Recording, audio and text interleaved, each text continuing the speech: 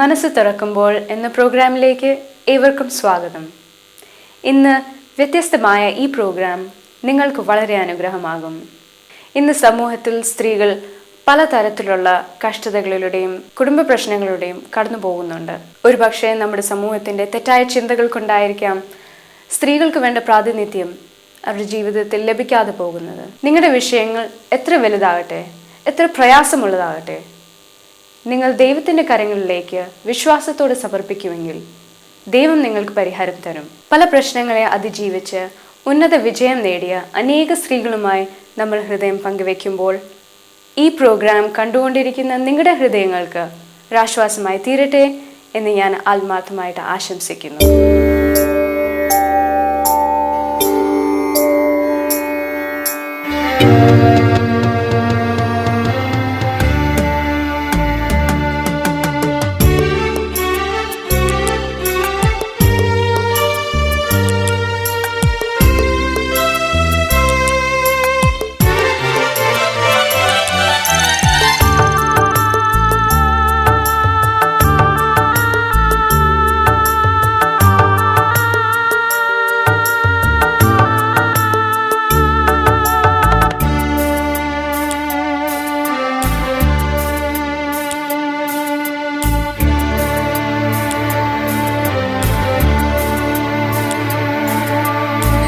മനസ്സേ വ്യാകുലമരുതേ, കരുതാൻ നിനക്കവൻ മനമടുത്തുണ്ട്. മനസ്സേ വ്യാകുലമരുതേ, കരുതാൻ നിനക്കവൻ മനമടുത്തുണ്ട്.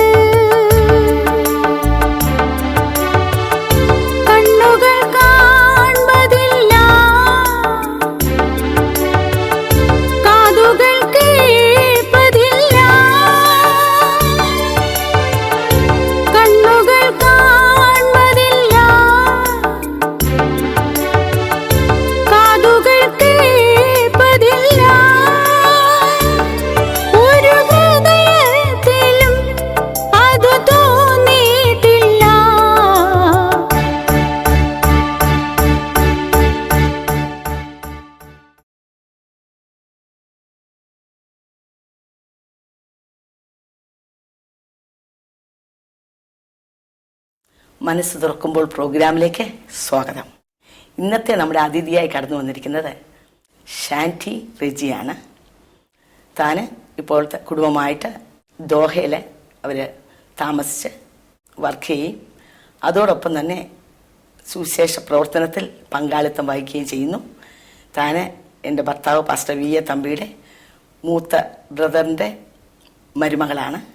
തന്നെ നമുക്കിന്നിവിടെ ലഭിച്ചത് ഒരു വലിയ ഭാഗ്യമായി ഞാൻ കരുതുന്നു. താനിപ്പോൾ തൻ്റെ അനുഭവങ്ങൾ നമ്മോട് പങ്കുവയ്ക്കുന്നതായിരിക്കും. ഞാനെൻ്റെ ജനിച്ചു വളർന്നത് റാന്നി എന്ന പ്രദേശത്താണ്. റാന്നിയിലൊരു ജ്ഞാനായ യാക്കോബായ കുടുംബത്തിൽ ജനിച്ച് വളരുവാനിടയായിത്തീർന്നു. എൻ്റെ പിതാവിൻ്റെ പേര് തങ്കച്ചൻ, മാതാവിൻ്റെ പേര് കുഞ്ഞമ്മ. ഞങ്ങൾ 4 സഹോദരങ്ങൾ, 4 മക്കളാണ് എൻ്റെ മാതാവിനും പിതാവിനും ഉണ്ടായിരുന്നത്. ചെറുപ്രായത്തിലെ നല്ല സന്തോഷത്തോടെ ഒരു അടിപൊളി ജീവിതം എന്ന് പറയാം. അങ്ങനെ പപ്പായും മമ്മിയും ഞങ്ങൾ മക്കളും വളരെ സന്തോഷമായി ജീവിക്കുന്ന ഒരു കാലഘട്ടം. എൻ്റെ പിതാവിന് ബിസിനസ്സായിരുന്നു. താൻ രാത്രിയിൽ വളരെ ലേറ്റായിട്ടാണ് വരുന്നത്. അപ്പോൾ ആ സമയങ്ങളിൽ എൻ്റെ മാതാവ് ഞങ്ങളെ സന്ധ്യാപ്രാർത്ഥനയ്ക്ക് വീട്ടിൽ വിളിച്ചിരുത്തും. മകളെല്ലാം വിളിച്ച് പാട്ടുപാടി ബൈബിളിലെ കഥകളൊക്കെ പറഞ്ഞ് യേശുവിനോടുള്ള സ്നേഹത്തെ ചെറുപ്രായത്തിൽ തന്നെ എൻ്റെ മാതാവിൽ നിന്ന് ഞങ്ങൾക്ക് ലഭിക്കാനിടയായിത്തീർന്നു. അങ്ങനെ വളർന്ന് എല്ലാം സന്തോഷമുണ്ട്. സാധാരണ ഞായറാഴ്ചയാണ് എൻ്റെ പിതാവിന് അവധി കിട്ടുന്ന ദിവസങ്ങൾ. ഒന്നിൽ ഞങ്ങൾ പള്ളിയിൽ പോകും. എൻ്റെ ചെറുപ്രായത്തിൽ പള്ളിയിൽ പോകാന്ന് പറഞ്ഞാൽ അന്നൊരു പുതിയ ഡ്രസ്സ് കാണിക്കുക, അല്ലെങ്കിൽ ഒരു പുതിയ മാല കിട്ടിയിട്ടുണ്ടെങ്കിൽ അത് കണ്ട് പള്ളിയിൽ കാണിക്കുക, അവതരിപ്പിക്കുക എന്നുള്ള ഒരു അറിവ് എനിക്കന്നുണ്ടായിരുന്നുള്ളൂ. അല്ലെങ്കിൽ സാധാരണ പുറത്ത് ഔട്ടിങ്, അതൊരു അങ്ങനെ ഒരു സന്തോഷ ജീവിതമായിരുന്നു. എന്നാൽ ആ കാലഘട്ടത്തിൽ എൻ്റെ മാതാവിൻ്റെ പപ്പയുടെ കസിൻ വിശ്വാസത്തിലേക്ക് വന്നു. പ്രിയപ്പെട്ടവള് മമ്മിയുടെ അടുത്ത് വന്നിട്ട് ഇങ്ങനെ രക്ഷയെപ്പറ്റിയും സ്നാനത്തെപ്പറ്റിയൊക്കെ പറയാനിടയായിത്തീർന്നു. അപ്പോൾ അതുവരെ താൻ അനുഭവിച്ചിരുന്ന ആ ഒരു സന്തോഷത്തിൽ നിന്ന് വ്യത്യസ്തമായ ഒരു അനുഭവം തന്നെ കേട്ടപ്പോൾ ആ അനുഭവങ്ങൾ പ്രാപിക്കണം എന്നുള്ളൊരു ആഗ്രഹം ഉണ്ടായി. എന്നാൽ ആദ്യ കാലഘട്ടത്തിലൊക്കെ പപ്പയ്ക്ക് സമ്മതമായിരുന്നു. എന്നാൽ കുറച്ചും കൂടെ സ്റ്റെപ്പ് മുന്നോട്ട് എടുത്തപ്പോഴത്തേക്ക് വേറൊരു ഉപദേശത്തിലേക്ക് പോകുന്നു എന്നൊക്കെ ഒരു തോന്നൽ വന്നിട്ട് അതിനെ തന്നെ തടയുവാനിടയായി തീർന്നു. എന്നാൽ ഈ സത്യം ഇതാണല്ലോ എന്നുള്ള വിചാരത്തിൽ മാതാവ് സ്നാനപ്പെട്ടു. എന്നാൽ വീട്ടിലന്നൊരു പ്രയാസങ്ങളും പ്രശ്നങ്ങളും ഒക്കെ ആയിത്തീർന്നു. കുടുംബ ജീവിതത്തിൽ സന്തോഷം നഷ്ടപ്പെട്ട പോലെയൊക്കെ തോന്നി.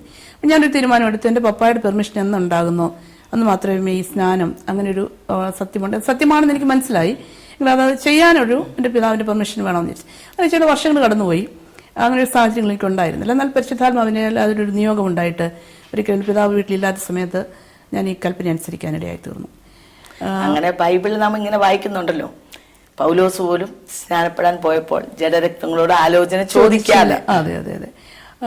ആ ഒരു അനുഭവത്തിൽ പപ്പ വന്നപ്പോൾ മനസ്സിലായി ഞാൻ സ്നാനപ്പെടും. പപ്പയുടെ ഏറ്റവും പ്രിയപ്പെട്ട മകളായിരുന്നു ഞാൻ. ഞങ്ങൾ 4 മക്കളുണ്ടായിരുന്നെങ്കിലും എന്നെയായിരുന്നു ഏറ്റവും സ്നേഹിച്ചിരുന്നത്. അപ്പോൾ ഞാനങ്ങനെ ചെയ്യുമെന്ന് എൻ്റെ പിതാവ് വിചാരിച്ചിരുന്നില്ല. പക്ഷേ അന്ന് വൈകിട്ട് വന്നു എന്നെ റൂമിൽ വിളിച്ച് ചോദിച്ചു, നീ സ്നാനപ്പെട്ടോ? ഞാൻ പറഞ്ഞു, പപ്പ സ്നാനപ്പെട്ടു. എന്തിനാ സ്നാനപ്പെട്ടെ? ഞാൻ പപ്പായ്ക്ക് എന്നെ സ്വർഗത്തിൽ കൊണ്ടുപോകാനുള്ള പാസ്പോർട്ട് തരാൻ പറ്റില്ലല്ലോ. ഞാൻ ബൈബിൾ പഠിച്ചപ്പം സ്നാനം ശരിയാണെന്ന് എനിക്ക് തോന്നി. പറഞ്ഞു, നിന്നെ പഠിപ്പിച്ചത് എൻ്റെ തെറ്റല്ലേ, പോ എന്ന് പറഞ്ഞു. പക്ഷെ എനിക്കത് പ്രയാസമായിരുന്നെങ്കിലും ഞാൻ എൻ്റെ അപ്പനെ തെറ്റിലേക്ക് കൊണ്ടുവന്ന് അവഗണിച്ചു എന്നുള്ളതല്ല, എങ്കിലും യേശുവിൻ്റെ കൽപ്പന അല്ല ദൈവത്തിൻ്റെ കൽപ്പന ഏതായിരുന്നതുകൊണ്ട് സ്നാനം ഏൽക്കണം എന്നുള്ള ആ ഒരു ജീവിതത്തിൽ അങ്ങനെ പിന്നെ ഞങ്ങളുടെ ജീവിതത്തിലെ ഫാമിലിപരമായിട്ട് ഞങ്ങൾ വിശ്വാസത്തിൽ വന്നത് മുഖാന്തരം പിതാവിൽ നിന്ന് ഒത്തിരിയും പ്രയാസങ്ങൾ ഞങ്ങൾ അനുഭവിക്കേണ്ടി വന്നു. എങ്കിലും പിതാവിന് കൊടുക്കേണ്ട ബഹുമാന സ്നേഹവും നമ്മൾ കൊടുത്തിരുന്നു. അപ്പോൾ തന്നെ ദൈവത്തോടുള്ള സ്നേഹം ആ ഒരു അനുഭവത്തിൽ വന്നിരുന്നു. പിന്നെ ഞങ്ങൾ വിദ്യാഭ്യാസ സമയങ്ങളൊക്കെ കഴിഞ്ഞിട്ടും ആ ചെറുപ്രായത്തിൽ തന്നെ എൻ്റെ ജീവിതത്തിൽ എനിക്ക് എങ്ങനെയെങ്കിലും എൻ്റെ കർത്താവിനെ പ്രസാദിപ്പിക്കണം, യേശുവിന് വേണ്ടി ജീവിക്കണം, സുവിശേഷ വേല ചെയ്യണം, വടക്കേണ്ടിയിൽ പോയി വേല ചെയ്യണം എന്നൊക്കെയുള്ള വലിയ ആഗ്രഹങ്ങളായിരുന്നു. ഡിഗ്രി കഴിഞ്ഞിട്ട് അതിനുശേഷം എൻ്റെ കൂടെയുള്ള ഫ്രണ്ട്സൊക്കെ പോസ്റ്റ് ഗ്രാജുവേഷന് പോയി. എനിക്ക് പോകാമായിരുന്നു. പക്ഷേ എൻ്റെ മനസ്സിനകത്ത് എനിക്ക് പഠിക്കണം എന്നുള്ളൊരു വിചാരമില്ല. എങ്ങനെയെങ്കിലും കർത്താവിനെ പ്രസാദിപ്പിക്കണം, സുവിശേഷ വേലയാണല്ലോ കൂടുതൽ പഠിച്ചിട്ടാലും കുഴപ്പമില്ല. ആ ഒരു ചിന്തയിൽ ഞാൻ പിന്നെ അടുത്ത പഠിത്തം ഡെഡിക്കേറ്റ് ചെയ്തു. അങ്ങനെ ഒരു ചിന്ത എനിക്കുണ്ടായി. അപ്പോൾ രാവിലെ സമയങ്ങളൊക്കെ ഞാൻ രാവിലെ എൻ്റെ റൂമിൽ കയറി മുറി അടച്ചിട്ട് പ്രാർത്ഥിക്കും, യേശുവിനോട് സംസാരിക്കും, ബൈബിൾ വായിക്കും. ഒരു ടൈം ആകുമ്പോൾ പുറത്ത് വരും. പുറത്ത് വന്നിട്ട് ഞാൻ ഹാപ്പിയാണ്. അപ്പോൾ എൻ്റെ ഫ്രണ്ട്സൊക്കെ വന്ന് ചോദിക്കും, ഷാൻറ്റി നിനക്ക് ബോറിംഗ് ഇല്ലേ, ഇതെന്താണെന്നൊക്കെ ചോദിക്കും. അപ്പോൾ എനിക്കങ്ങനെ പ്രശ്നമേ ഇല്ല. കാരണം എന്നോട് കർത്താവ് സംസാരിക്കുമായിരുന്നു. അപ്പോൾ എനിക്ക് ഏറ്റവും സന്തോഷമുള്ള സമയമായിരുന്നു. അങ്ങനെ അപ്പോൾ എൻ്റെ വിചാരത്തിൽ വിവാഹം വരുന്ന സമയത്ത് ഒരു കത്രിദാസിന് വിവാഹം കഴിക്കണം, അങ്ങനെ കർത്താവിന് വേല ചെയ്യണം എന്നുള്ള ഒരു പ്രത്യാശയിൽ കഴിയുന്ന സമയത്ത് ഞങ്ങളുടെ ഭവനത്തിൽ ഞങ്ങളുടെ ആ വിശ്വാസത്തിലുള്ള ഒരു കല്യാണാലോചനയായിട്ട് വീട്ടിലൊരു സഹോദരി ഒരു ബ്രദറിനെ കൂട്ടിക്കൊണ്ടുവന്നു. എനിക്ക് കല്യാണം പറയുന്നൊരു പാസ്റ്റർ. പക്ഷേ ആ വീട്ടിൽ പാസ്റ്ററാണെന്ന് വീട്ടിൽ പറയാൻ പറ്റിയ ഒരു സാഹചര്യമല്ലായിരുന്നു. അപ്പോൾ അദ്ദേഹം വന്നൊരു വിസിറ്റേഴ്സിനെ പോലെ വീട്ടിൽ വന്നു. എൻ്റെ പപ്പായുടെ സ്വീകരണം എനിക്ക് ഒത്തിരി ഫീൽ ചെയ്തു. കാര്യം എന്തിനാ വന്നത്, ആരാ എന്നൊക്കെ ചോദിച്ചു. അപ്പം ജസ്റ്റ് പ്രാർത്ഥിക്കാൻ വന്നതാണെന്ന് പറഞ്ഞു പോയി. അപ്പം എനിക്ക് മനസ്സിലായി ഒരിക്കലും അങ്ങനെ ഒരു പാസ്റ്ററെ കല്യാണം കഴിച്ചൊരു ജീവിതം എനിക്ക് പറ്റുകയില്ല. കർത്താവെ, ഞാൻ എന്താ ചെയ്യുന്നത്, എൻ്റെ ദൈവത്തിന് ഇഷ്ടം എൻ്റെ ജീവിതം നടക്കണം എന്നുള്ള ഒരു പ്രാർത്ഥനയിൽ ഇങ്ങനെ പോയിക്കൊണ്ടിരുന്നു. ആ സമയത്താണ് ഇങ്ങനെ എനിക്കൊരു വിവാഹാലോചന ചിങ്ങവനത്ത് നിന്ന് തമ്പി പാസ്റ്ററുടെ ചേട്ടൻ്റെ മകൻ റെജി ഗൾഫിൽ നിന്ന് വന്ന സമയത്ത് ഇങ്ങനൊരു പെണ്ണുണ്ടെന്നൊക്കെ പറഞ്ഞ് അവർ താല്പര്യത്തോടെ വന്നു. പപ്പായ്ക്ക് ജ്ഞാനായ സമുദായം ആയിരുന്നതുകൊണ്ട് അതിന് വിവാഹം കഴിച്ചാലും സഭ മാറിപ്പോകില്ലല്ലോ എന്നുള്ള ഒരു ചിന്തയിൽ സമ്മതിച്ചു. ദൈവത്താൽ അത് സംഭവിച്ചു. വിവാഹം നടന്നു. അപ്പോൾ ഞാനും വിചാരിച്ചൊരു പാസ്റ്റർ എനിക്ക് കല്യാണം കഴിക്കാൻ പറ്റില്ല. പക്ഷേ എൻ്റെ മനസ്സിനകത്ത് ആഗ്രഹം അത് മാത്രമേ ഉള്ളായിരുന്നു, എങ്ങനെയും കർത്താവിന് വേല ചെയ്യണം. പക്ഷേ എൻ്റെ സാഹചര്യം അതല്ലായിരുന്നത് കൊണ്ട് എനിക്കത് പറ്റിയില്ല. ഞങ്ങൾ വിവാഹം കഴിഞ്ഞു. സന്തോഷമുള്ള ഒരു ഇതായി. റേച്ചാൻ്റെ ഫാദർ പപ്പ പറഞ്ഞ്, ഷാൻറ്റി നിന്നെ പോലെ തന്നെയാണ് റെജി, അവൻ ചെറുപ്രായത്തിൽ തന്നെ 12 വയസ്സുള്ളപ്പോൾ രക്ഷിക്കപ്പെട്ടതാണ്, അവൻ അന്യഭാഷയിൽ ആരാധിച്ച ആളാണ്. അപ്പോൾ അങ്ങനെ എൻ്റെ ആഗ്രഹം പോലെ ഒരാൾ തന്നെയാണല്ലോ എനിക്ക് ലഭിച്ചതെന്നുള്ള ഒരു വിശ്വാസമായിരുന്നു എനിക്കുണ്ടായിരുന്നത്. അപ്പം ഞാനും വിശ്വസിച്ചിട്ട് അതേ പ്രമാണത്തിൽ തന്നെയുള്ള ആളാണെന്ന് പറഞ്ഞപ്പോൾ ദൈവം കൂട്ടിച്ചേർത്താണെന്ന് എനിക്ക് മനസ്സിലായി. പക്ഷെ ഞങ്ങൾ വിവാഹം കഴിച്ചതിന് ശേഷം മനസ്സിലായത് രണ്ടുപേരും 2 തട്ടിലാണ് നിൽക്കുന്നതെന്ന്. കാരണം തൻ്റെ ജീവിതത്തിലെ സ്കൂൾ പ്രായത്തിൽ യേശുവിനെ അറിഞ്ഞു, യേശുവിന് വേണ്ടി തൻ്റെ ജീവിതം സകലം ത്യജിച്ച് ഇറങ്ങിയെങ്കിലും യൗവനപ്രായം വന്നപ്പോഴത്തേക്ക് അതിനനുസരിച്ചുള്ള സപ്പോർട്ട് കിട്ടാതെ വന്നതുകൊണ്ട് ആത്മീയ ജീവിതത്തിൽ ക്ഷീണം സംഭവിച്ച് യഥാർത്ഥത്തിലൊരു പിന്മാറ്റത്തിന്റെ ഒരു അനുഭവമായിരുന്നു. എന്നാൽ തൻ്റെ മനസ്സിനുള്ളിൽ ഒരു വിശ്വാസി പെണ്ണിനെ കല്യാണം കഴിച്ചാൽ എനിക്ക് രക്ഷപ്പെടാമെന്നുള്ളൊരു ആഗ്രഹം തന്റെ ജീവിതത്തിലുണ്ടായിരുന്നു. എന്നാൽ ഈ ലോകം വിട്ടിങ്ങനെ ജീവിക്കുന്ന ആൾക്കാരോട് വലിയ താല്പര്യവുമില്ല. എങ്കിലും മനസ്സിന്റെ ഉള്ളിൽ അങ്ങനെ ഒരു വിശ്വാസി പെണ്ണിന് വേണമെന്ന് എൻ്റെ ആഗ്രഹമുണ്ടായിരുന്നു. ആ ഒരു അനുഭവത്തിലേക്ക് അങ്ങനെയാണ് ഞാൻ വിവാഹം നടന്നത്. വിവാഹം നടന്നതിന് ശേഷം എനിക്ക് കുറേശ്ശെ മനസ്സിലായി താൻ ആത്മീക അന്തരീക്ഷത്തിലല്ല നിൽക്കുന്നതെന്നുള്ളത് മനസ്സിലായി. എങ്കിലും ഞാൻ പലപ്പോഴും ദൈവത്തോട് പ്രാർത്ഥിച്ചിരുന്നു, കർത്താവെ ഇന്നത് വേണം എന്നൊന്നും ഞാൻ ദൈവത്തോട് പറയാറില്ലായിരുന്നു. എന്നാൽ എന്നെ കല്യാണം കഴിക്കുന്ന ആൾ എന്നെക്കാളും ആത്മീകത്തിൽ മുന്നേറി നിൽക്കുന്ന ഒരാളായിരിക്കണം, അതുപോലെ എന്നെക്കാൾ അധികമായി ദൈവത്തിന് വേണ്ടി കൊടുക്കുന്ന ഒരാളായിരിക്കണം എന്ന് 2 കാര്യമേ ഞാൻ ദൈവത്തിൽ വെച്ചിരുന്നുള്ളൂ. അതുപോലെ തന്നെ ആത്മീയ കാര്യത്തിലും ഞാൻ പ്രതീക്ഷിച്ച ഒരു അന്തരീക്ഷമല്ല. അപ്പം ഞാൻ ദൈവത്തെ പറഞ്ഞു, കർത്താവേ, ഞാൻ 2 കാര്യം എന്നോട് ചോദിച്ചുള്ളല്ലോ, അത് 2 എനിക്ക് കിട്ടിയില്ല. എന്നാൽ ഞാൻ ചോദിക്കാത്ത എല്ലാം, ബാക്കിയെല്ലാം, ഞാൻ സൗന്ദര്യം ചോദിക്കുന്നില്ല, വിദ്യാഭ്യാസം ചോദിക്കുന്നില്ല, ജോലി ചോദിക്കുന്നില്ല എന്നൊക്കെ പറഞ്ഞാൽ പ്രാർത്ഥിച്ചുകൊണ്ടിരുന്നത്. ഇതെല്ലാം ദൈവം തരികയും ചെയ്തു. പ്രയാസം തോന്നിയെങ്കിലും അതും തരാൻ എൻ്റെ ദൈവം ശക്തനാണെന്നൊരു വിശ്വാസം എനിക്കുണ്ടായിരുന്നു. അല്ല, ഞങ്ങൾ 10-15 ദിവസമേ ഞങ്ങൾക്ക് ആ സമയത്ത് കുടുംബജീവിതത്തിൽ സമയം ഉണ്ടായിരുന്നുള്ളൂ. കുടുംബജീവിതം സന്തോഷമായിരുന്നെങ്കിൽ ഞങ്ങളുടെ അഭിപ്രായങ്ങൾ രണ്ടും രണ്ടായിരുന്നതുകൊണ്ട് കുറച്ചൊക്കെ ബുദ്ധിമുട്ടുകൾ അനുഭവിച്ചിരുന്നു. ഞാനിങ്ങനെ ദൈവത്തോട് പറഞ്ഞു, കർത്താവ്, എൻ്റെ മമ്മി, എൻ്റെ പിതാവ് ഒരു മദ്യപാനിയായിരുന്നു. കാരണം വിശ്വാസം വന്നതിന് ശേഷം അനേക ബുദ്ധിമുട്ടുകൾ എൻ്റെ മാതാവ് അനുഭവിച്ചു. അപ്പോൾ ഒരു മദ്യപാനിയായ ഒരു ഭർത്താവിൻ്റെ കൂടെ ജീവിക്കുക എന്ന് പറഞ്ഞാൽ വളരെ ബുദ്ധിമുട്ടുള്ള കാര്യമാണ്. എൻ്റെ മാതാവ് അത് അനുഭവിച്ചത് കൊണ്ട് എനിക്ക് നന്നായി അതറിയാം. അപ്പോൾ ആ ഒരു അന്തരീക്ഷത്തിലല്ലോ എന്നെ അയച്ചതെന്ന് എനിക്ക് ചിന്തയുണ്ടായിരുന്നെങ്കിലും എൻ്റെ ജീവിതത്തിൽ അതിൻ്റെ ബുദ്ധിമുട്ട് ഞാൻ അനുഭവിച്ചപ്പോൾ എനിക്ക് വളരെ പ്രയാസം തോന്നി. കർത്താവ്, ഇങ്ങനെ ഒരു സാഹചര്യത്തിലാണോ എന്നെ കൊണ്ടെത്തിച്ചത്? എങ്കിലും എൻ്റെ ദൈവം എല്ലാത്തിനും നിനക്കൊരു പ്രവൃത്തി വെളിപ്പെടുത്താൻ കഴിയും, സഹിപ്പാനുള്ള കൃപ എനിക്ക് തരണമേ എന്ന് പറഞ്ഞ് ആ സമയങ്ങളൊക്കെയും എല്ലാം ഞാൻ സന്തോഷത്തോടെ സഹിക്കുന്നുവെന്ന് കണ്ണുനീരോടെ പറഞ്ഞുകൊണ്ടിരുന്നു. സന്തോഷമല്ല എങ്കിലും നമ്മൾ സന്തോഷമാകണമല്ലോ, എല്ലാറ്റിനായി സ്തോത്രം ചെയ്യണം എന്നുള്ള വചനപ്രകാരം അങ്ങനെ നാളുകൾ ഞാൻ തള്ളി നീക്കും. വളരെ ശക്തമായി പ്രാർത്ഥിച്ചുകൊണ്ടിരുന്നു. അപ്പോൾ തന്നെ റേച്ചാൻ്റെ മാതാവും എന്നെ വളരെ സപ്പോർട്ട് ചെയ്യുകയും എനിക്കൊരു ആശ്വാസം പകരുകയും, ഞാൻ ദുഃഖിച്ചിരിക്കുന്ന സമയങ്ങളൊക്കെ എൻ്റെ അടുത്ത് വന്ന്, മോളെ, സാഹചര്യത്തിലൊക്കെ ഒരു മാറ്റം ഉണ്ടാകും, ദൈവമാണ് നിങ്ങളെ കൂട്ടിച്ചേർത്തെന്നൊക്കെ പറഞ്ഞ് പലപ്പോഴും എൻ്റെ എഴുത്തുകളൊക്കെ വരുമ്പോൾ വളരെ ഭാരപ്പെടുത്തുന്ന രീതിയിലൊക്കെ തന്നെ എഴുത്തുക്കളെ അയക്കുമായിരുന്നു.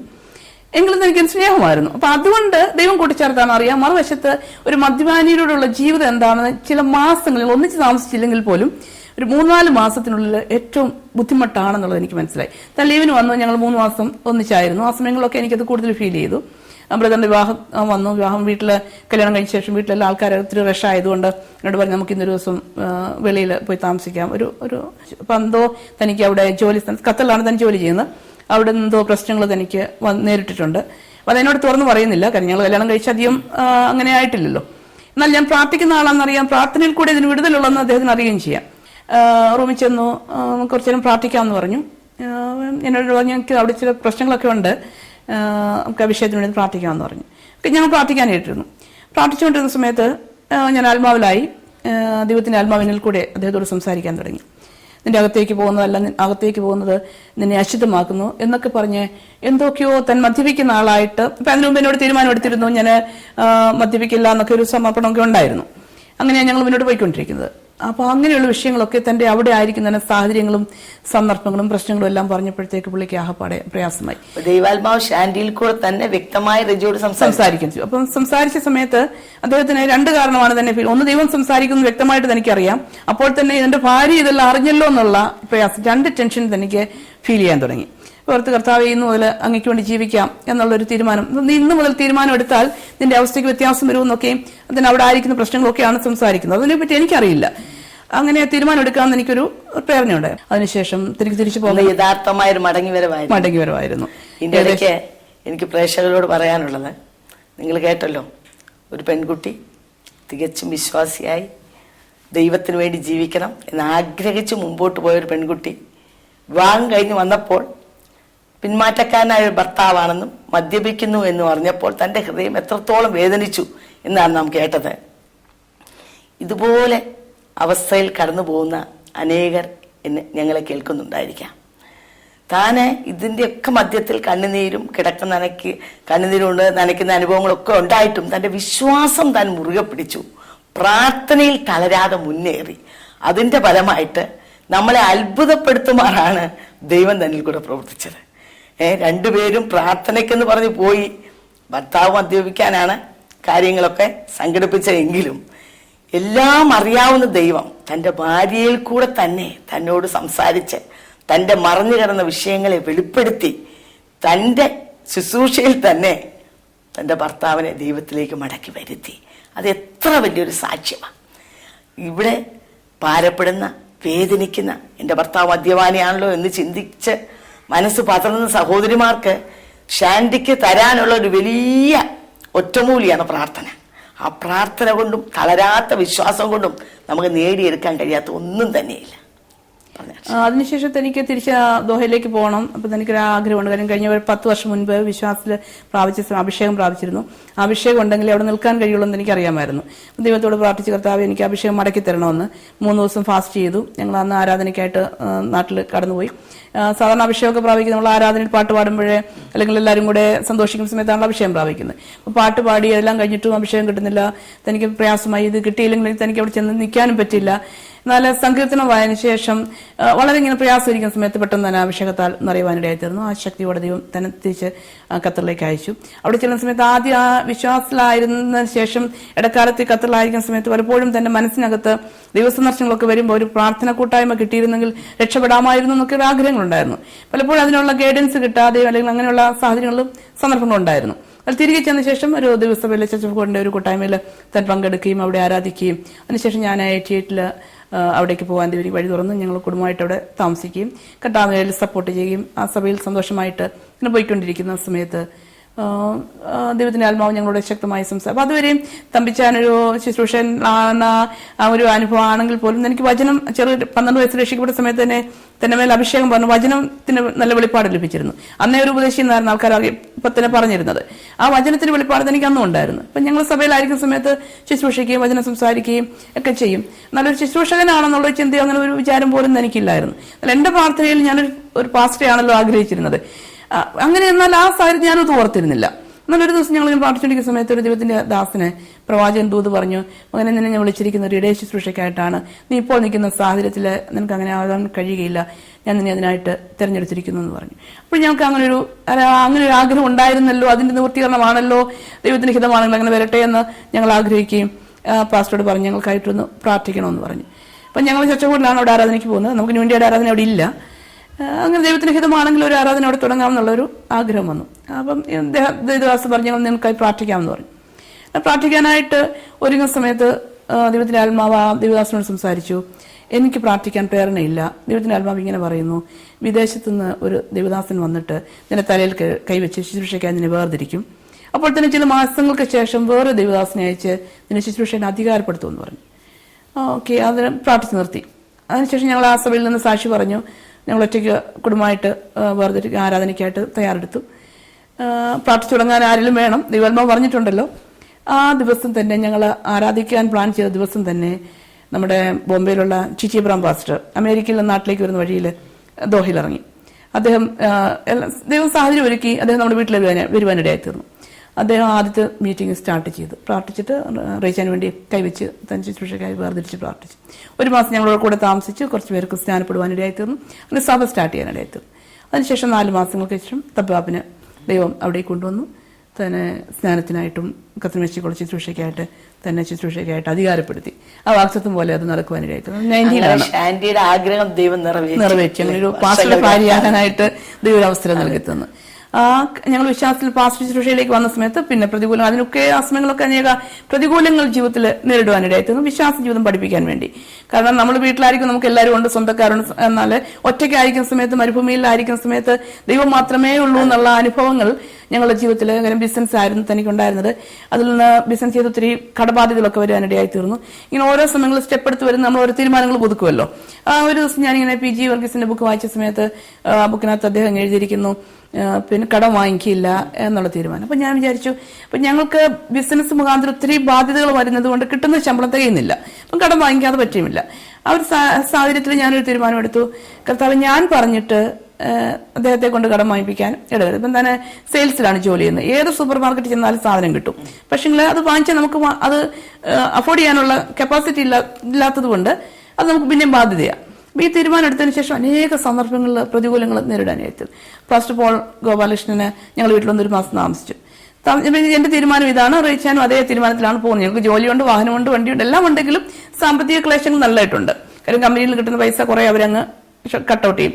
ബാക്കി പിന്നെ നമുക്ക് കിട്ടുന്നത് തികയാത്തില്ല. വിശ്വാസത്താലാണ് മുന്നോട്ട് പോയിക്കൊണ്ടിരിക്കുന്നത്. എങ്കിലും ദൈവം അത്ഭുതമായിട്ട് നടത്തുക. അപ്പൊ ഈ സമയങ്ങളിൽ ദേവദാസന് ഞങ്ങളോടൊപ്പം ആയിരിക്കും സമയത്ത് അദ്ദേഹത്തിന് മനസ്സിലായി ഞങ്ങളുടെ ജീവിതത്തിന് ബുദ്ധിമുട്ടുകളൊക്കെ. അത് ഞങ്ങൾ ധൈര്യപ്പെടുത്തുമായിരുന്നു. നിങ്ങൾ എന്താ അനുഭവിക്കുന്നത്, നിങ്ങൾ കേട്ടിട്ടുണ്ടോ, കഴിഞ്ഞ ദിവസം ഞാൻ അദ്ദേഹത്തെ കാണുവാനിടയായി തീർന്നു, പൗലോസ് എന്ന് പറഞ്ഞ രാമേശ്വരം, ഇദ്ദേഹത്തിന്റെ അനുഭവം പറഞ്ഞു. അദ്ദേഹം അനുഭവിച്ച കഷ്ടങ്ങളൊക്കെ നിങ്ങൾ അറിയണം എന്ന് പറഞ്ഞു. കഴിഞ്ഞ ദിവസം ഞാൻ ആ ക്യാമ്പിൽ അദ്ദേഹത്തെ കണ്ടപ്പോൾ ആ മനുഷ്യനെ കണ്ടപ്പോൾ എനിക്ക് മനസ്സിലായി ഇദ്ദേഹമാ ഈ പൗലോസ് എന്നുള്ള. അന്ന് ഞാൻ കേട്ട 15 വർഷം മുമ്പ് കേട്ട സംഭവമാണ്. അപ്പൊ അത് ഞങ്ങൾക്കൊരു ധൈര്യമായി. അത്ഭുതകരമായിട്ട് ആ ദേവദാസൻ അവിടെ ആയിരിക്കുന്ന സമയത്ത് വിശ്വാസത്തിന് അനേക അനുഭവങ്ങൾ, ദൈവത്തിന്റെ അത്ഭുതകരം ദൈവം ഞങ്ങൾക്ക് വേണ്ടി കൊണ്ടിറങ്ങി തന്ന് നടത്തിയ അനുഭവങ്ങൾ അനവധിയുണ്ട്. ശരിക്കും ഞെരുക്കത്തിൽ ശരിക്കും കടന്നുപോയിട്ടുണ്ട്. അപ്പൊ ആ സമയങ്ങളൊക്കെ ഇനിയും രാവിലത്തേക്ക് പാസ്റ്റർക്ക് ഫുഡ് കൊടുക്കാൻ ഒന്നുമില്ലാത്ത സാഹചര്യം, ബ്രേക്ക്ഫാസ്റ്റ് കൊടുക്കാനില്ലാത്ത സമയത്ത് ക്ലോസ് ചെയ്ത് 10 മണിയായി. ഇനി ആരും നമുക്ക് വീട്ടിലങ്ങനെ വന്ന്, നമ്മൾ പാസ്റ്റൊന്നും അല്ലല്ലോ ജോലി ചെയ്യുന്നവരല്ലേ, ആരും വരാനില്ലാത്ത സാഹചര്യത്തിലും നാളെ എന്ത് ചെയ്യും കർത്താവേ നീ കരുതുമല്ലോ എന്ന് ഞാൻ പറയുമ്പോൾ ആ സമയത്ത് ഒരു ഫ്രണ്ട് വന്നിട്ട് കുറച്ച് പൈസ കൊണ്ട് കൊടുക്കുക. അദ്ദേഹം എന്നിട്ട് എന്നോട് ചോദിച്ചു, ഈ പൈസ എന്തിനാ മാസ്റ്റർ കൊടുക്കാനുള്ളതാണോ? ഞാൻ പറഞ്ഞു അത് മാസ്റ്റർ കൊള്ളാലോ, നമുക്കുള്ളതാ, അത് ദൈവം കൊടുത്തു വിട്ടാന്ന് പറഞ്ഞു. കാര്യം പിറ്റേ ദിവസം പുള്ളിക്ക് ബ്രേക്ക്ഫാസ്റ്റ് കൊടുക്കണം. അപ്പൊ അന്നേരം തന്നെ റേച്ചാൻ പോയി സാധനം വാങ്ങിച്ചുകൊണ്ട് വന്നു. അങ്ങനെ ഒത്തിരി അനുഭവങ്ങൾ ജീവിതത്തില്. അപ്പൊ ഗൾഫിലാണെങ്കിലും ദൈവം നിർത്തിയാലേ ഒക്കെ കളിക്കാൻ പറ്റുള്ളൂ. അങ്ങനെയുള്ള അവസരങ്ങൾ വന്ന ശേഷം 94 ഒരു വലിയ പ്രതിസന്ധി ഞങ്ങൾക്ക് നേരിടാനായി തീർന്നു. അപ്പം ഞങ്ങൾ ദൈവത്തിന്റെ ആത്മാവ് അദ്ദേഹത്തോട് സംസാരിച്ച് ജോലി വിട്ട് കുറച്ച് നാൾ വേർപെട്ടിരിക്കാൻ ദൈവാത്മാവ് സംസാരിച്ചു. അങ്ങനെ ജോലി വിട്ട് ഇങ്ങനെ സുവിശേഷ സംബന്ധമായി ഞങ്ങൾ ആയിരിക്കുന്ന സമയത്ത് ഒത്തിരി പാകിസ്ഥാനികളൊക്കെ ഇങ്ങനെ വരികയും വചനം കേൾക്കുകയും ആരാധിക്കുകയും ഒക്കെ സന്തോഷമായിരിക്കുന്ന സമയത്ത് ആരോ കംപ്ലൈന്റ് ചെയ്ത് പോലീസ് ഇൻവെസ്റ്റിഗേഷൻ നടത്തി ഞങ്ങളെ അവർ കുറ്റവാളികളായിട്ട് അവർ കണ്ടുപിടിച്ചു. അപ്പോൾ ഒരു ദിവസം ഒരു ക്യാപിറ്റലിലേക്ക് വിളിച്ചവിടെ ചെന്നപ്പം സ്പോൺസറെ വിളിച്ചുകൊണ്ടുവരാൻ പറഞ്ഞു. അപ്പോൾ സ്പോൺസറായിട്ട് ചെന്നപ്പോഴാണ് സ്പോൺസറോട് പറഞ്ഞത്, ഇവനിവിടെ സഭ നടത്തുന്നു, എല്ലാവരെയും ആൾക്കാരെ മതം മാറ്റുന്നു, യേശുവിനെ വിളിക്കുന്നു, ഇതിവിടെ പറ്റിയല്ല, അതുകൊണ്ട് ഇവനെ ഈ രാജ്യത്ത് നിന്ന് ടെർമിനേറ്റ് ചെയ്തിരിക്കുകയാണ്. നമ്മൾ മതമൊന്നും മാറ്റിയില്ല, മനസ്സ് മാറ്റാൻ അത്രേ ശ്രമിച്ചിട്ടുള്ളൂ. പക്ഷെ അത് കൺവേർഷൻ ആണെന്ന് നമ്മുടെ നേരെയുള്ള കംപ്ലൈന്റ്സ് ഉണ്ടാക്കിയിട്ട് ആ വിഷയങ്ങൾ ചെന്ന് ക്യാപിറ്റലിൽ ചെന്നപ്പം 7 ദിവസത്തിനുള്ളിൽ രാജ്യം വിട്ടു പോകണമെന്നാണ് അവരുടെ നിയമം. അവർ പറഞ്ഞത് ഇതൊരു ക്രിമിനൽ ആയതുകൊണ്ട് അവരുടെ ക്യാപിറ്റലിൽ ഇവരുടെ ഫാമിലി ഫോട്ടോ വെച്ചിട്ട് ടിക്കറ്റുമായിട്ട് വരാനാ പറഞ്ഞ് വിട്ടു. 3 ദിവസം കഴിഞ്ഞു, ഇനി 4 ദിവസം കൂടെ ഉള്ളൂ. ആ 4 ദിവസത്തിന് ഇപ്പൊ സാധാരണ ജയിലിൽ പിടിച്ചിടേണ്ടതാ. പക്ഷേ ഈ സ്പോൺസറുടെ എന്തുകൊണ്ടോ സ്പോൺസർ റെക്കമെൻഡ് ചെയ്തതുകൊണ്ട് ജയിലിലിട്ടില്ല, അദ്ദേഹത്തെ തിരിച്ചുവിട്ടു. അപ്പോൾ ആ പോകുന്ന വഴിക്ക് ഈ സ്പോൺസർ പറഞ്ഞു, നീ വിളിക്കുന്ന ദൈവം ശക്തനാ, എനിക്കതറിയാം, അതുകൊണ്ട് നീ പോയി നിന്റെ ദൈവത്തോട് പ്രാർത്ഥിക്കുക, നീ പ്രാർത്ഥന അവിടെ വെക്കരുത്, നിന്റെ ദൈവത്തോട് നീ പ്രാർത്ഥിക്കുക, ഞാൻ പോയി നോക്കട്ടെ എന്ന് പറഞ്ഞു. അങ്ങനെ ഒന്ന് വൈകിട്ട് ഞങ്ങൾ ആ പ്രാർത്ഥനാ റൂമിലായിരിക്കുന്ന സമയത്ത് ഞങ്ങൾ ആ സമയത്ത് ദൈവത്തിന് വാഗ്ദത്തങ്ങൾ അനവധി ഓർക്കാനിടയായിട്ട് അനേക വാഗ്ദത്തങ്ങൾ ദൈവം പറഞ്ഞിട്ടുണ്ട്. അതൊക്കെ നിവർത്തിക്കപ്പെടാനുള്ള ഒരു ഭയം തോന്നിയില്ല.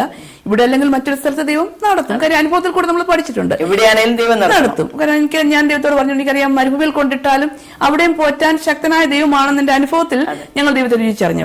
അതുകൊണ്ട് അവിടെയാണെങ്കിലും ഇവിടെയാണെങ്കിലും ദൈവം നടത്തും. പക്ഷെ അങ്ങനെ ഒരു സാഹചര്യത്തിൽ ധൈര്യത്തോടെ നിന്നു, ദൈവം അത്ഭുതം പ്രവർത്തിച്ചു. ഞാൻ പിറ്റേ ദിവസത്തേക്ക് ആ നിയമം മാറുവാനിടെ ഇദ്ദേഹത്തിന് ഈ സ്പോൺസർക്ക് വഴി തുറന്നു കൊടുത്തിട്ട് രാജാവുമായിട്ട് തന്നെ മിനിസ്റ്ററുമായിട്ട് സംസാരിച്ചു. 3 ദിവസങ്ങളിൽ റിപ്ലൈ ചെയ്യാമെന്ന് പറഞ്ഞ് അവർ 3 ദിവസത്തിനുള്ളിൽ ഈ കേസ് തന്നെ, ഈ പേപ്പർ തന്നെ മാറ്റിയിട്ട് ഞങ്ങൾക്ക് അവിടെ നിൽക്കാനായിട്ടൊരു സാവകാശം ഉണ്ടാക്കി തന്നു. പിന്നെ ഏകദേശം 1 വർഷങ്ങൾ കൂടെ ഞങ്ങൾ ആ അവസ്ഥയിൽ കൂടെ കടന്നുപോയി. പ്രാർത്ഥനയ്ക്ക് പുറത്തു പോകാൻ പറ്റില്ല, റൂം അടച്ചിട്ട് അതിനകത്ത് പ്രാർത്ഥിക്കും. ഇപ്പോൾ കൂടെ ഉണ്ടായിരുന്ന പാകിസ്ഥാനികളെല്ലാം നമ്മൾ പറഞ്ഞു വിട്ടു. വളരെ ഞെരുങ്ങിയ അനുഭവങ്ങൾ. ആത്മീയമായിട്ട് നമുക്ക് ഒന്ന് ശബ്ദം എടുത്ത് പ്രാർത്ഥിക്കാം. അപ്പം ശബ്ദം എടുക്കാതൊക്കെ പ്രാർത്ഥിക്കാൻ പഠിച്ചു, ശരിക്കും വിശ്വാസത്തിനെയും പഠിപ്പിച്ചു. അങ്ങനെയുള്ള അന്തരീക്ഷത്തിൽ ഞങ്ങളായിരുന്നു. നല്ലൊരു വർഷത്തിനുള്ളിൽ തന്നെ അദ്ദേഹത്തിന് ഒരു ജോലിക്കൊരു ഇത് കിട്ടി. ഒരു ഷെയ്ഖിന്റെ ഫാമിലി, സെയിം ഞങ്ങളെ ഡിപ്പോർട്ട് ചെയ്ത അതേ മിനിസ്റ്ററുടെ അതേ ഫാമിലിയിൽ തന്നെ ഷെയ്ഖിന്റെ കമ്പനിയിലേക്ക് തന്നെ സെയിൽസ് മാനേജറായിട്ട് പലപ്പോഴും ദൈവത്തിന്റെ പരിപാടിയാണ് അപ്പോയിന്റ് ചെയ്തു. ഇവിടെ നമ്മളെ പിശാച് തിന്മയ്ക്കായി എടുക്കുന്ന അതേ സ്ഥാനത്ത് തന്നെ. അപ്പൊ ഞങ്ങള് പോകുന്നതിന് ശേഷം അവിടെ ഉണ്ടായിരുന്ന ഞങ്ങളുടെ അതേ കസിൻസ്, ഒരു വേറൊരു ആരാധന, 2 കസിനുണ്ട്, അവരെ ഇതേ കേസിൽ പിടിച്ചു കഴിഞ്ഞപ്പോൾ അവരവിടെ ചെന്ന് ക്യാപിറ്റലിൽ ചെന്നവരോട് പറഞ്ഞു, മന്നായിൽ താമസിച്ച് റെജി ഉണ്ട്, നീ ആ റെജി അങ്ങനെ രക്ഷപ്പെട്ടെന്ന് പോയി ചോദിക്കാൻ പറഞ്ഞു. പക്ഷെ എന്നാൽ ഞങ്ങൾക്ക് സപ്പോർട്ട് കിട്ടുന്നത് ഞങ്ങൾ ഷെയ്ഖിന്റെ ഫാമിലി ആയിരുന്നതുകൊണ്ട് ഷെയ്ഖിന്റെ കമ്പനിയിൽ ജോലി ചെയ്യുന്നതായിരുന്നു, രാജകുടുംബത്തിലാണ് ജോലി ചെയ്യുന്നത്. അതുകൊണ്ട് ഞങ്ങളൊന്നും ചെയ്യാൻ പറ്റത്തില്ല, പോലീസിന് ഞങ്ങളൊന്നും ചെയ്യാൻ പറ്റില്ല, ഞങ്ങൾക്ക് പ്രൊട്ടക്ഷൻ ഉണ്ടായിരുന്നു. അങ്ങനെ ദൈവം ഞങ്ങളെ അവിടെ വീണ്ടും നിർത്തി. ആ സമയങ്ങളിൽ പിന്നെ ദൈവത്തിന് കൃപയാല് ഞങ്ങളെ അവിടെ ജോയിൻ ചെയ്ത ജനറൽ മാനേജർ ഉണ്ടായിരുന്നു, അദ്ദേഹത്തിന് നാട്ടിലേക്ക് പോകേണ്ടി വന്നു. ഈ ഷെയ്ഖ് പറഞ്ഞു, ഞാൻ നിന്റെ മുകളിൽ ആരെയും വെക്കില്ല എന്ന് പറഞ്ഞിട്ട് അതേ പോസ്റ്റിൽ ജനറൽ മാനേജറായിട്ട് പോസ്റ്റിൽ അദ്ദേഹത്തെ അവിടെ ജോലിക്ക് ജനറൽ മാനേജർ സ്ഥാനത്തേക്ക് കൊണ്ടുവന്നു. പോസ്റ്റിലേക്ക് കൊണ്ടുവന്നു. ഇനി ഷാൻഡി കുടുംബത്തെ കുറിച്ച് പറയാമോ? അതെ, അപ്പൊ ഞങ്ങൾ ആ ജനറൽ മാനേജർ പോസ്റ്റിൽ വന്നതിന് ശേഷം ദൈവത്തിന്റെ ആത്മാവ് ഞങ്ങൾ ഏകദേശം 10 വർഷത്തോളം അവിടെ അദ്ദേഹത്തോടൊപ്പം ജോലി ചെയ്യുകയും ആ കമ്പനി വളർത്താനിടയായി തീർന്നു. എന്നാൽ ദൈവത്തിന്റെ കൃപയാല് ഞങ്ങൾക്ക് അവരുടെ പെർമിഷനോട് തന്നെ പുതിയതായിട്ടൊരു ബിസിനസ് തുടങ്ങുവാനും ഇപ്പൊ ഞങ്ങൾ സ്വന്തമായിട്ട് ബിസിനസ് ചെയ്യാൻ വഴി തുറന്നു. ദൈവത്തിന്റെ വാഗ്ദത്തങ്ങൾ ഞങ്ങൾക്ക് ഏറ്റവും കൂടുതൽ കർത്താവിന്റെ വേലയ്ക്ക് വേണ്ടി ചിലവിടണം എന്നുള്ള ആഗ്രഹമാണ് നമുക്കുള്ളത്. അപ്പോൾ തന്നെ 2 മക്കളെ ദൈവദാനമായിട്ട് തന്നു. അവരെന്ത് ചെയ്യുന്നു? അവരെ മോള് മെഡിസിൻ പഠിക്കുന്നു. ദൈവത്തിന്റെ വാഗ്ദത്തമാണ്. ആ കുഞ്ഞുങ്ങളെ തന്നെ ഞങ്ങൾ ചെറുപ്രായത്തിൽ തന്നെ വളർത്തിയത് മിഷണറി ആയിട്ടാക്കി തീർക്കണം എന്നുള്ള ഒരു ആഗ്രഹമായിരുന്നു. മോൻ 11th പഠിക്കുന്നു. 2 പേരും മിഷണറിമാരാകണം എന്നുള്ള ആഗ്രഹത്തിനെ തന്നെ ദൈവം അവരെ നടത്തിക്കൊണ്ടിരിക്കും. നമ്മളൊരു വളരെ പവർഫുൾ ടെസ്റ്റിമണിയാണ് നമ്മൾ കേട്ടോണ്ടിരിക്കുന്നത്. ദൈവവചനത്തിൽ വളരെ വ്യക്തമായി നാം വായിക്കുന്നുണ്ട്, ഭാര്യയുടെ നല്ല നടപ്പുകൊണ്ട് അവിശ്വാസിയായ ഭർത്താവും ചേർന്ന് വരുവാൻ ഇടയായിത്തീരുമെന്ന്. അതിനൊരു ലിവിങ് ടെസ്റ്റിമണിയാണ് ഷാൻഡി. തൻ്റെ ജീവിതം, തൻ്റെ നല്ല നടപ്പ്, തൻ്റെ പ്രാർത്ഥന, തൻ്റെ ഉറച്ച വിശ്വാസം റെജിയെ വിശ്വാസത്തിലേക്ക് മടക്കി വരുത്തിയെന്ന് മാത്രമല്ല, ഇന്ന് താനൊരു പാസ്റ്ററാണ്. ഒരു വലിയ കമ്പനിയുടെ ജനറൽ മാനേജറായിട്ട് വർക്ക് ചെയ്തു. സ്വന്തം ബിസിനസ്സുണ്ട്. സാമ്പത്തികമായി വളരെ അവരെ ഉന്നതമായി അനുഗ്രഹിച്ചു. അതോടൊപ്പം ശക്തമായി ദൈവത്തിന് വേണ്ടി അനേക ജീവിതങ്ങളെ, സമാധാനമില്ലാത്ത സന്തോഷമില്ലാത്ത ജീവിതങ്ങളെ ഒരുക്കിയെടുക്കുന്ന, സ്വർഗരാജ്യത്തിന് അവകാശിയാക്കി മാറ്റുന്ന വലിയ ദൗത്യം കുടുംബമായി ചെയ്യുവാൻ ഷാൻഡിയുടെ കുഞ്ഞുനാളിലുള്ള ആഗ്രഹപ്രകാരം തന്നെ അതിന് ദൈവം വഴിയൊരുക്കി കൊടുത്തു. എൻ്റെ പ്രേക്ഷകരോട് എനിക്ക് പറയുവാനുള്ളത്, പ്രാർത്ഥനയാൽ അസാധ്യം ഒന്നുമില്ല. ഭർത്താക്കന്മാർക്ക് വേണ്ടി മനസ്സ് വേദനിച്ചിരിക്കുന്ന അനേക സഹോദരിമാരുണ്ട്. നിങ്ങൾ മനസ്സ് പതറണ്ട. നിങ്ങളുടെ നല്ല ജീവിതം, നിങ്ങളുടേതായ മാതൃക, നിങ്ങളുടെ പ്രാർത്ഥന, നിങ്ങൾ പ്രാർത്ഥിക്കുന്ന നിങ്ങളുടെ ഭർത്താവിനെ നിശ്ചയമായും നിങ്ങൾക്ക് മടക്കിക്കൊണ്ട് തരും. അത് മാത്രമല്ല, ദൈവം നിങ്ങളെ ആത്മീയമായും ഭൗതികമായും അനുഗ്രഹിക്കും എന്നുള്ളതിന് യാതൊരു സംശയമില്ല. അതിനിടയായി തീരട്ടെ എന്ന് പ്രാർത്ഥിച്ചുകൊണ്ട് ഞങ്ങളിവിടെ വിരമിക്കുന്നു. നിങ്ങൾക്ക് എന്തെങ്കിലും പ്രാർത്ഥന വിഷയങ്ങളോ അഭിപ്രായങ്ങളോ അപേക്ഷകളോ ഉണ്ടെങ്കിൽ ഞങ്ങളുമായി ബന്ധപ്പെടുക. ഞങ്ങളുടെ വിലാസം Bethesda communications, New India Church of God, Chingavanam, Kottayam. Phone number 2430329. Mobile 9447578202. അടുത്ത ആഴ്ച ഇതേ സമയം വീണ്ടും കാണാം. ദൈവം നിങ്ങളെ അനുഗ്രഹിക്കട്ടെ.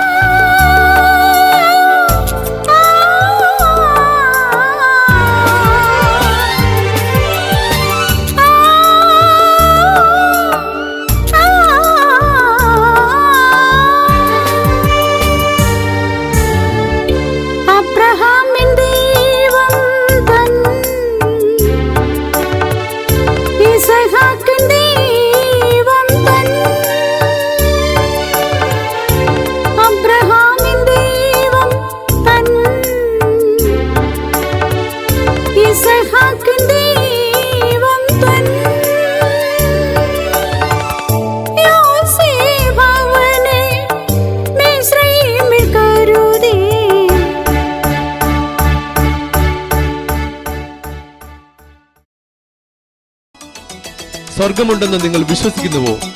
ജീവിക്കുന്ന ക്രിസ്തുവിനെ കണ്ടതും നരകം കണ്ടതും സ്വർഗത്തിലൂടെ നടന്നതുമായ അത്ഭുതാവഹമായ അനുഭവങ്ങൾ ജ്യൂ തോമസ് പങ്കുവയ്ക്കുന്നു. നിങ്ങൾ വായിച്ചറിയുക. സ്വർഗം തികച്ചും ഒരു യാഥാർത്ഥ്യം. ബന്ധപ്പെടുക. Bethesda publications, post box number 5, Chingavanam PO, Kottayam. Phone number 0481 2431 637 653332 2430 329. Mobile 9447578202.